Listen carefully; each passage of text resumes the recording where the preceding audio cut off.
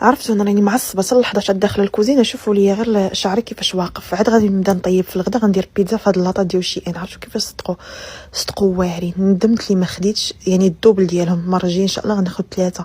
ودرت هاد البيتزا هاد جبت على راسي الصداع. قال لي راجلي عمرك تبقاي تقولي لي ناخذ بيتزا على برا وانتي كتصايبيها بهاد الطريقه هادي. عرفتوا كيفاش جات؟ واش جات خطيره. غنقول لكم المقادير وضروري تقيدوها واخا تكوني غير مبتدئه. غتصدق معاك البيتزا خطيره. عرفتوا رطبه رطبه رطبه رطبه وجات شواعره. ولكن صراحه صرعوها هاد اللاطات. ما لصقوا لي ما حتى شي حاجه في الاول. فاش درتهم قلت داري ما درتش بابي كويسون، ولكن الساعه ما لصقوش. هاد 3 البيتزا درت هنا 3 الكيسان ديال الفورص ونص مع 4 كاس ديال الزيت، شويه الملح شويه الزعتر، معلقه سنيده ولا العسل والخميره العاديه. خلطي العجينه مع الماء ودلكيها شويه ومن بعد زيدي لها معلقه ديال الزبده كبيره تكون نوعيه مزيانه وتفكريني. دهنيها بزويته بلديه وخليها تخمر واحد 10 دقائق وصافي وعاد تسرحيها. هاد الحشوه جا الدمار. درت الفلفل والبصله والكفته، شحرتهم غير مع شويه الزيت والملحه والزعتر فقط. عرفتوا كيفاش جات؟